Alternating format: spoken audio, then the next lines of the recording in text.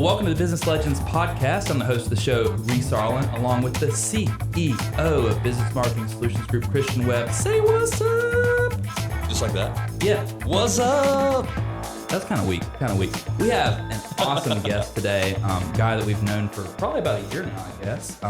Owns 5 different law offices. His name is Jason Taylor, and they are the law offices of Jason E. Taylor. Jason, good morning. Thank you so much for joining us today. I appreciate you having me. Glad to be here. Yeah, we've been sharing some just great, wonderful stories. I'm super glad they're not on camera or record. They might criminalize Reese over here, but luckily we have a great attorney in the building. Attorney-client privilege. That's right. That's exactly what we need. I need that on my side, type of thing. So, Jason, let's kind of dig into it, man. You have 5 different law offices. So one of the things... We have one law office with 5 locations. So one law office with 5 locations.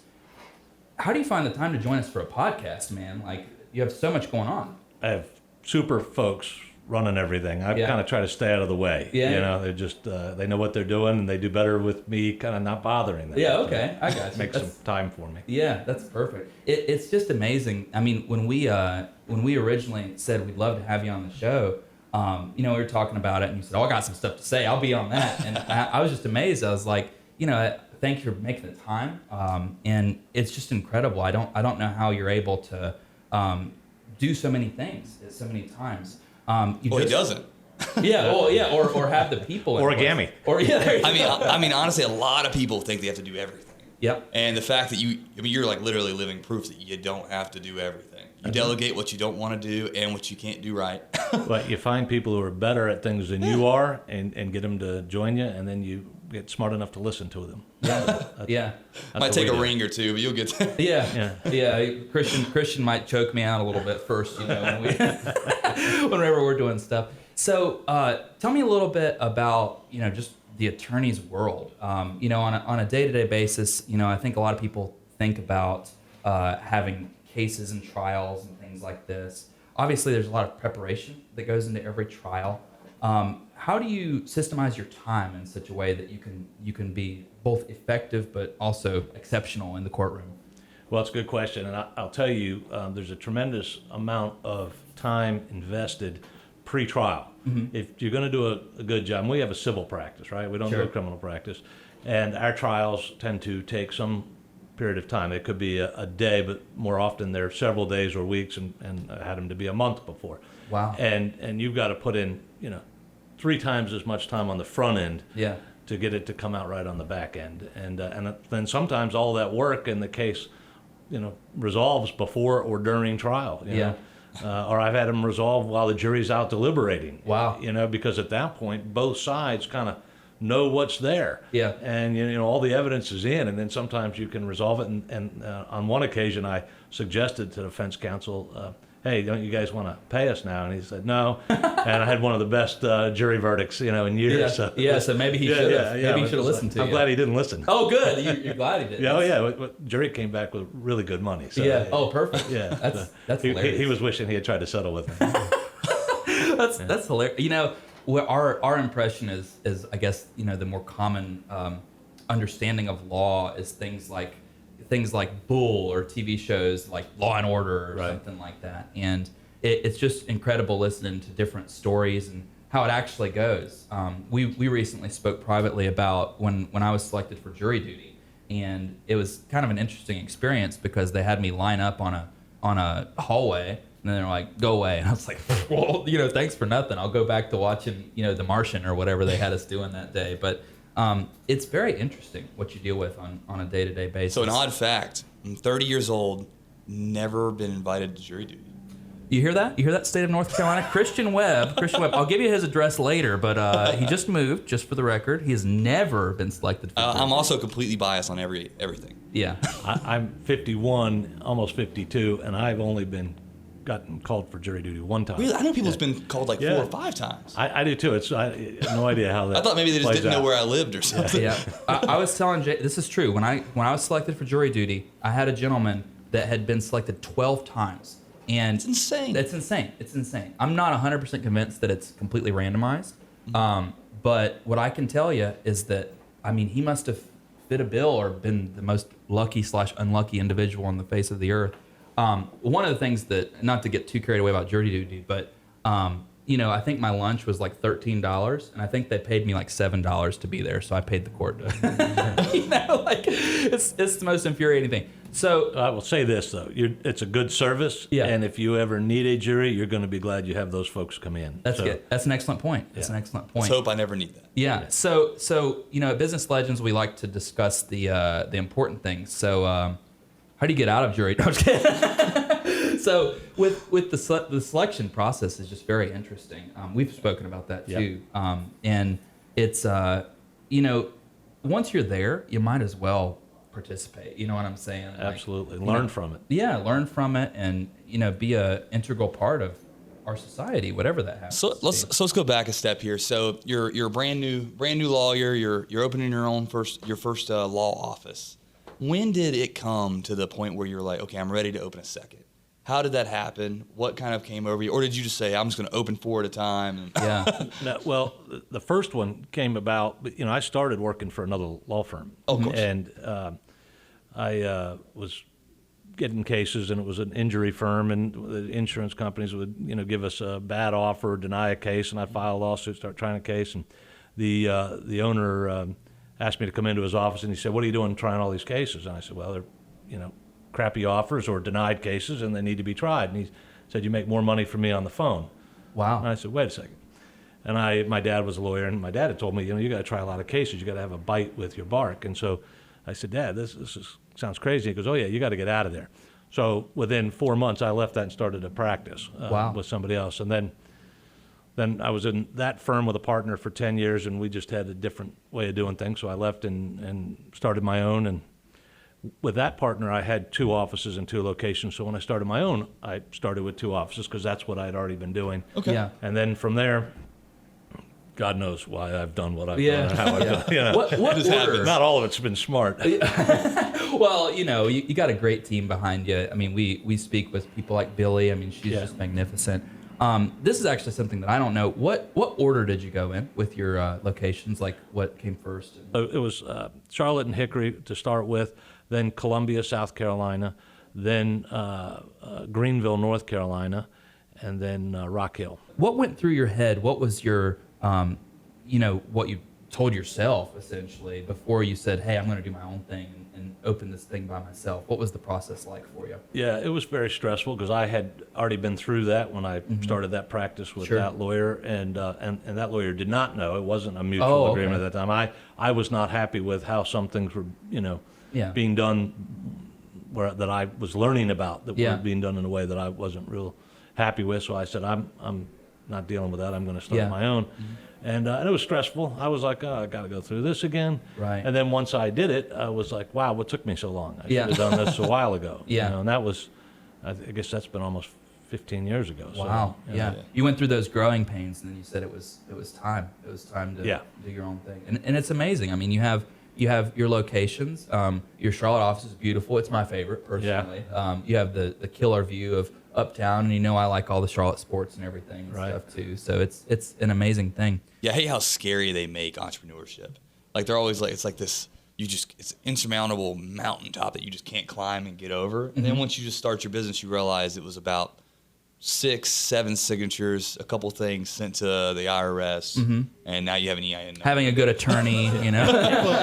you know, everybody's got good ideas. Being an entrepreneur is taking the first step and then every step thereafter. Yep. Yeah. Not being afraid to take 2 steps back when you have to, or 1 to the left, 1 to the right, whatever you got to do to ultimately keep moving forward. Yeah. And change. You got to be willing to change because life changes, work changes, and, Yeah. and you got to be paying attention and not think you've got it all figured out and be complacent. Yeah, my favorite quote is, it's not the strongest or the smartest, it's the one that can adapt the best. Yeah. Yeah.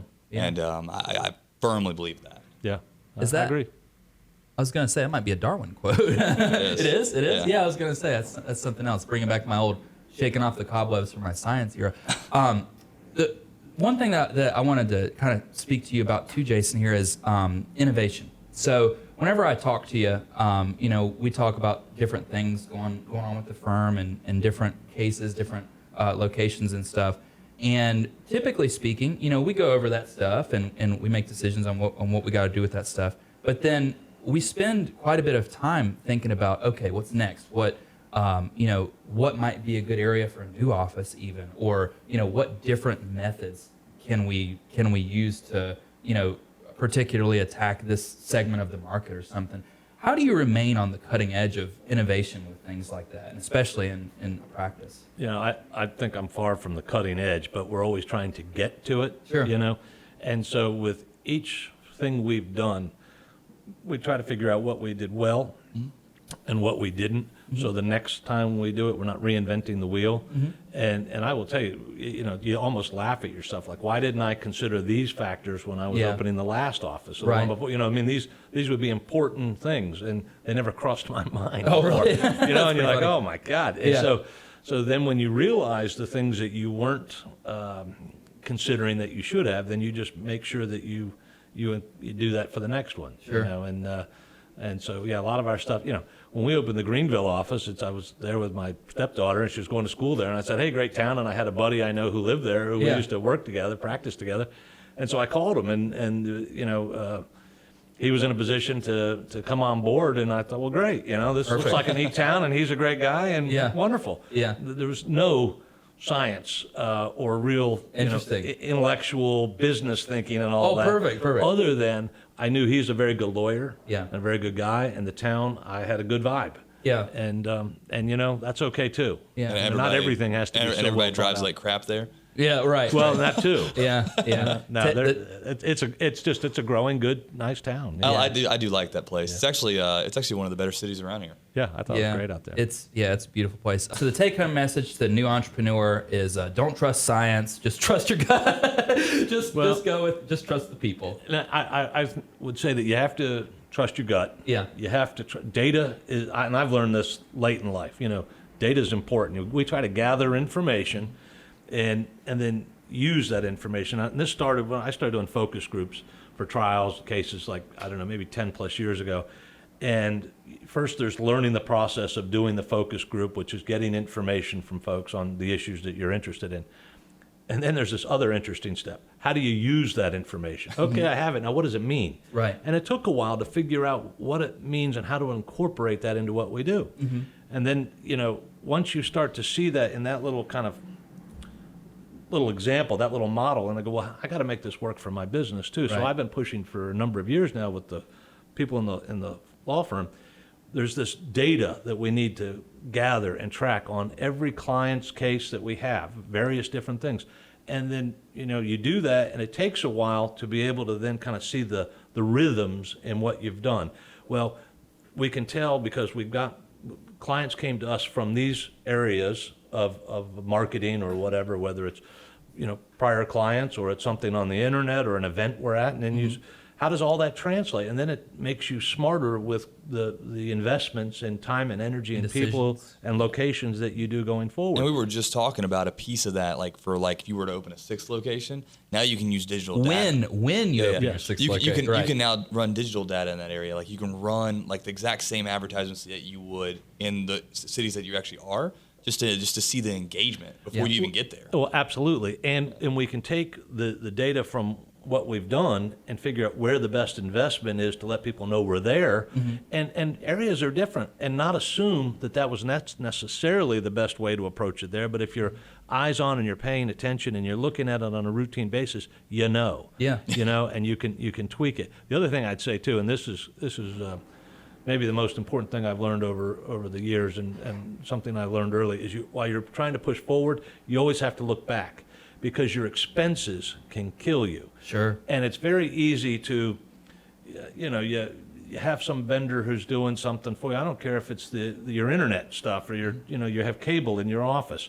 Well, all of a sudden that bill climbs and it's $240 or $350 when Yeah. you got it was $100, and you weren't paying enough attention that you should have gone back and negotiated and saved $2,000 a year. Yeah. You always have to kind of look back and make sure you haven't lost control of what's in your house already. Yeah. You know what I mean? Especially when you stack up too much. We did a count the other day. Oh, I think it was like that's- 23 softwares that we already have. Yeah, As a ridiculous. 2.5 year, almost 3 year company.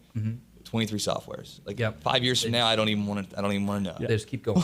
I just figured out, or I didn't figure out, somebody in my office figured out what our office supplies average for our Oh, I can't offices imagine. a month. Yeah. And we have a firm meeting every week and we talk about various things. And I'm like, okay, we need to chat about this because and maybe it's all stuff we really need, but Yeah. maybe it's not. And unless you look and unless you're focused on it, you're doing the equivalent of paying for another staff member, what would be the equivalent of somebody, income for a year. That's Or you ridiculous. could cut that back, and if you do that in 3 or 4 different areas, all of a sudden you've saved, $40, $50, $60,000 a year. That's real money. Now we're And- talking about money. Yeah. Well, but it is when you say 500 there and 200 there, and all of a sudden that's $1,000 a month. That's $12,000 a year. It doesn't take too many little things to add up and be that kind of numbers. And those all of a sudden it's 36 and it's 48. Oh, man. So you got to look back while you're looking forward. Yeah. Yeah, when we get back to the office, we're going to bust out the Excel sheet. Yeah, we need to do some tell crunching you. on some of that stuff.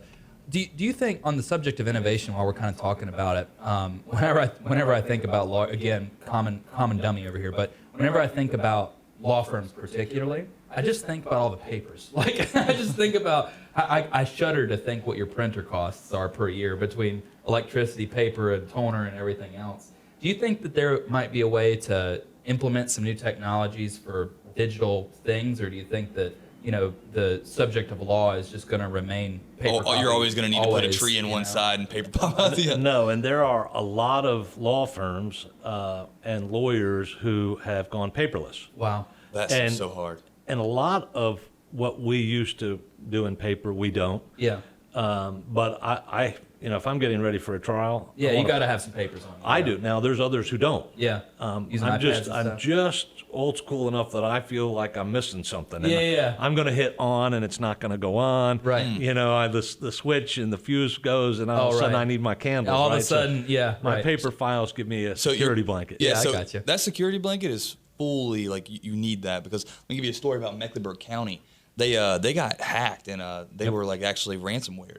They lost they were asked for like X amount of dollars and they told them no, and they ended up losing like 6 months worth of data, and they regretted saying no to that ransomware cost. Yep. Like they should have just paid them because like they lost so much data. Like they had to call us back for a year and a half's worth of topographs, and we're one of their This like is in a previous industry. yeah they're obviously. we were one of their like 400 vendors that lost data.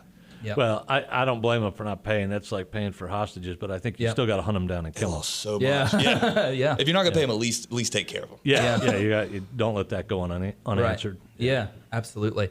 I want to shift gears with you a little bit here and talk a little bit about corporate culture. So again, speaking to young entrepreneurs, people that are starting businesses, one of the things that they have to figure out, I mean, whether you're selling a widget or opening a law firm or an office of any type or a new business or something, what steps did you take when it comes to corporate culture? I know at the law office of Jason E. Taylor, all of your employees, not just your attorneys, are expected to uphold a certain candor, respect, and whatnot. And another thing that I find very impressive is that every single person that works at the law office of Jason E. Taylor has to have philanthropy that they want to commit time and effort to. And I think that's a great thing. What went into those decisions and making that culture a thing? Yeah, that's a good question. And I guess a couple of things. That evolves over time. Mm-hmm. You don't just start out with this. Oh, this is your closet is empty until you start to put the clothes you wear. Mm-hmm. And as you grow, you decide you like different things, and so your closet changes over time. Well, your culture changes over time. Sure. And incorporating the motorcycles and things like that. It's just Yeah. it was something I did that became part of the practice. You're a real biker and a real lawyer, all Yeah, at once. and it's just so they kind of come together. I guess you get old enough. I don't need to have a pillar and a book and a gavel to look like I'm doing it, or Right. maybe I don't care. Yeah. It becomes a little bit more of who you are, and you don't worry so much about what other people think. And the charitable aspect, I believe in giving back. Always have. You learn that from your parents, and Yep. so I've had a number of charities that I've been involved in, and I was like, well, everybody ought to be involved. And I don't know how it started. Maybe somebody in the office had something. I'm like, well, gosh, we'll help, we'll support that, and then. And then you say, well, gosh, maybe other people. And one of the most amazing things that I've seen is, when we ask the people in our office, pick your charity, and the firm is going to support that charity because that charity means something to you. It is interesting the connections that folks have had with their charities through family members, personal experiences. There's not just let me spin the wheel and pick a charity. Sure. There is for folks a real connection, and it gives me goosebumps. It means it's really something important in their life. So the fact that we can be a part of that is huge. Yeah. It's good. It makes me feel good. I think it's such a strong statement that the one thing you just said was you pick a philanthropy and the firm is going to support you because it was your choice, And I think that's an incredible thing in itself, because that's effectively telling the people that work at the law offices of Jason E. Taylor that you're important to us, and what's important to you is also important to us. Absolutely. I joke and laugh about all the crazy things that I did back in my fraternity days and all the philanthropic events and things that we did. But it's a part of who I am. It's a part of the things that I'm proud of. Christian and I just did some volunteer work at the Samaritan's Purse, the Operation Christmas Child stuff, and it was still rough. Hands are still rough. We weren't that good at it, to be honest with you. I mean, we just picked things up and put them down. They're like, oh, you guys. I literally said that. They were like, you have all these rules to follow, and I was like, do you have something I could just pick up? Yeah. I saw how skilled you guys are when we did that competitive event for that charity. The beers and burpees, yeah. The beers, burpees, yeah. So I get where you're going. Oh, okay, gotcha. Yeah. So we just picked things up and put You mean them you down. saw how good my partner was? Yeah. Christian, for those of you that don't understand that, we all did a beers and burpees event together. It was a great event. That event. Reese did a beer and burpee event. That was on my birthday. It was your birthday. It was my birthday. That's my excuse, and I'm sticking to it. Reese almost died. It's not a big deal, but that was another great event. That event raised over $76,000 for the oh man, I can't remember the name of the organization. I frankly Big don't either. dreams or something. But what they do is for a child with some real problems who has a kind of a team they want to see or a player they want to see, and they Carolina arrange for Panthers or something. kind of a Make-A-Wish kind of a Yep. thing, and it's a great cause. It's And something dreams. But I can't remember the exact name. But Yeah. they basically like bring Cam Newton down to meet a kid, et cetera, et cetera. Yeah. and it's raising money to help children who could use something. So that's a good thing. Yeah. It was fun to be a part of. It was fun. That was a great event on my birthday, and it was a really fun thing. Yeah, I always tell this funny story. So I mean, it's not like I lived under a box or anything, but I had a less than fortunate childhood, I guess. But people like you actually helped my family through it. So one year, I remember a transfer truck pulling up in my driveway and dropping off a whole bunch of Christmas toys, and I didn't understand it because I was young, I was like, man, that's cool. Santa dropped shit off in an 18-wheeler. Yeah. Right. Well, we got a blue bike. I don't remember any of my presents, but I remember getting a blue bike. Right. And I said that the other day. I didn't even realize that I remember the details of it until my wife, about a couple months ago, I was telling her about it. She's like, well, that's the first time I ever told you, the first time you ever described a present you received when you were younger. And just for the record, Kayla, which is Christian's wife, is a saint. She's fantastic. Not only does she participate in a lot of philanthropic things and is a good person, Puts up with me. Oh man, he took my joke. Including bears and burpees. She was there for that. she was there too. Yeah, that's true. So she does all sorts of things. I interrupted like that. you though. You were talking about It wasn't important, I promise. I don't even remember what I was talking about. No, you were talking about Samaritan's Purse, and you were doing the. Oh yeah. We were doing So we did that, and Christian and I independently we spoke about it after the fact, and we were talking about culture. We were talking about things that we want to implement in our company, and things that we want to give back. I like to joke, obviously, about everything, and Arnold Schwarzenegger has this great. It's called a keynote when he was speaking to people that had just graduated from a university, and he goes through his specific rules in life, and then the last thing is he says, no matter what you do, how successful you are, how much time it takes you, you must always find time to give something back.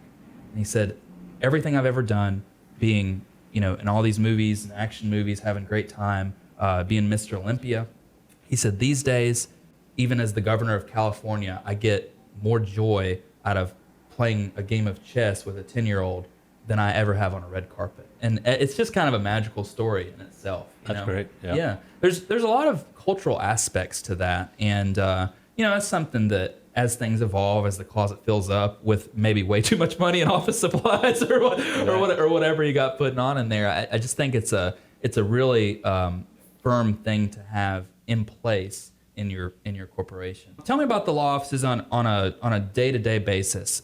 So you have 5 different locations. What's it like? So let's say you have a case in Charlotte and a case in Hickory and whatever else. How do you make it so that whatever office you're at, you can adequately do your job at, type of thing? Well, we're all the offices are connected on the cloud, and so Sure. everybody can kind of Technologies and access. stuff. Yeah, everybody can access all the cases and information, et cetera.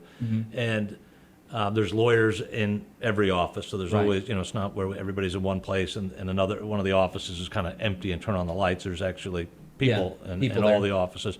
And in some offices, there are folks who are have particular areas of law that they practice. For example, Jake, who's in our Rock Hill office, does a lot of employment law issues, but he does them in North and South Carolina. So he may go visit Tim in Greenville, and Tim's in our Greenville office, but Tim doesn't focus on the employment law, but he'll help Jake with a case out there, or Brian down in Columbia, and Will here in Charlotte kind of heads up the work comp things that we do, and he'll could be in Hickory one day and somewhere else another day, and Brian does a lot of homeowner stuff and auto and various things, and Larry, who's here in Charlotte but does a lot of consumer unfair and deceptive trade and things like that, but he's in both states, and Robin and Wes up in Hickory. So we all just kind of work together to, it's really a team. It's LoJet was is the kind of the acronym or the abbreviation for the firm, and we're all like Team LoJet, and we're all kind of running in whatever direction to help get things done and make sure that we do the best job we can for folks. Yeah. I like it. It's incredible. It's incredible to be able to say that whether you're in Charlotte or Columbia or Rock Hill or Greenville or whatever else, you can get the job done. Oh, yeah. You can help each other. My big ego self is sitting here thinking about what would happen if I had like a smaller office than Christian, and in the same position, if I had a smaller office than Christian in Columbia or something, I might kind of nudge him out or try to try to get him out. I like space. You know what I'm saying? I like to have my space all set up and stuff. Well, Jason, let's ask you one more question here before you get going here. I know you're a busy guy, got a lot of things going on. Where do you see law particularly going? What direction do you see things going? This is both from a political side and also in the case of civil, as well as in a practice. Do you think it's always going to be in a courtroom? Do you think that maybe technology could make it different and people see it on screens or something like that? Or where do you see? Well, unfortunately, I see it in many ways going away, which Wow. is sad, and that's for a number of reasons. Part of them, some of it has to do with the kind of the loss of connection we have, which comes from the cell phones, texting and emailing, and a lot less interpersonal skills being developed. So you see a lot of organizations that do good things aren't getting members and getting people to join. People are kind of focused on themselves. So that pendulum is swung significantly from when I started practicing. Like the Trial Lawyers Association or the whatever kind of civil group that you might be a part of. All of those groups have suffered in their membership because people just aren't making the commitments to others that they once did. And corporate America, unfortunately, has really taken. It's got more power than it should, and I'm a member of ABOTA, which is a national organization that's about protecting the right to trial. It's about the Seventh Amendment, and so much of what we do today kind of contracts out your right to a trial. So there are fewer trials today than there was when I started practicing. I'd have a trial on in a county, and you'd get for that week there'd be a list of the trials on the docket, and there'd be 30 or something. Now there's 3. Wow. It's just changed dramatically from on the civil side of that. But anything you do from getting your cell phone or whatever, there's a contract and it says press this check this that you've read it, and of course you hit that so you Yeah. can move on. You haven't read it, and it Yeah. says you agree to a binding arbitration, and you'll do it under AAA, American Arbitration Association rules, and you've waived your right to a jury trial. Yeah. So. I'm pretty sure, by the way, that I owe Microsoft like 3 of my firstborn children. So, I Yeah, mean, well, The agreement's like 26 pages. yeah. I think people are less interested in protecting their rights because they really don't care about your rights, and your rights might be the ones threatened today. Theirs aren't. It's not until theirs are that they go, oh my gosh. And it's like, well, you know what? You got to kind of protect everybody's rights. That's the first part of it. The second part of it, we've allowed corporate America to contract away our constitutional rights. So, Yeah. so where do I see it going? Yeah. I see it going away, unfortunately. Yeah, that's awful. And Or we there's can a bring it big back. push against that. What's that? Or y'all might do a big push against that. Yeah. Yeah, Might swing the hopefully, pendulum the other direction. I try all the time, and, Yeah. and that's part of my, what I do on the community level is be involved in these organizations and do things to try to remind people about protecting their rights. I couldn't imagine how hard it would be to like get like the CEO of Amazon to go to court. Oh, yeah. like that would be. You'd be stuck in arbitration for years. I'd be you know. 112 before that case went. Yeah, for sure. Well, if you actually had a case against them, you can get them to court with a subpoena, but. Yeah, Oh, really? that's got to be tough, too. Well, unlike what we're seeing happening in our with our legislators, subpoenas are things that you have to respect, or the sheriff can come and get you. Yeah. And they should come and get you, and because you've been ordered to the courthouse, or to appear for whatever that subpoena is about. But if you don't have a valid cause of action, which is what these arbitration clauses are doing to our civil justice system, is they're knocking it down and taking it away, unbeknownst to you. Yeah, obviously. I mean, I was completely unaware of that. And all the while, I'm sitting here thinking, what's going to happen to my favorite TV shows if there's no... They can't wrap it up in 30 minutes and it all looks good. Right, There is no Perry Mason, there is no Matlock. Yeah, it is there you all go. TV. All done. Yeah. So I always like to ask somebody a funny question before we get going here. Here's my little funny question for you. Do you actually read the end user license agreements when you sign on? Of course. Of course, you read them all. Yeah, okay, I got you. Of Very course good. not. Yeah, Jason. So, in your own words, describe what the law offices of Jason E. Taylor are all about. What type of law do you practice, and when somebody should call you? We represent individuals. We don't represent businesses or corporations. We represent individuals against businesses and corporations, and primarily insurance companies. So if you've been harmed, whether it's in an employment situation by an employer, whether it's a workers' comp, you've been injured at work physically, if you've been hurt by somebody on the road, whether it's in a motorcycle, car, truck, that sort of thing.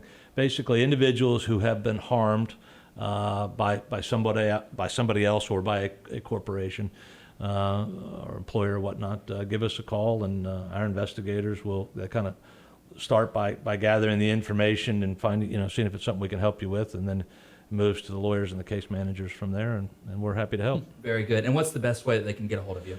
The phone number, which I have an 800 number, which I can't remember off the top of my head. And, I got it. It's 800-351-3008. That sounds familiar. Is the, You can tell he's always in your accounts. yeah, I have no idea what you're talking about. Yep. Or thelitigator.com is our web. Thelitigator.com. And I love, by the way, my favorite thing about your brand is the logo. Like I just love that. Alligator, smoking a cigar, riding a motorcycle. Riding a motorcycle. It's perfect. And it's like here's my favorite joke in the world, which is I shouldn't say it. I'm going to say it on air anyways. What do you call an alligator that does investigating? You call him an investigator. I love it. Yeah, you should never. Glad put you that do. on there. Yeah. You do. Jason, thank you so much for joining us. Thanks this for morning, having man. me. I appreciate it. Absolutely.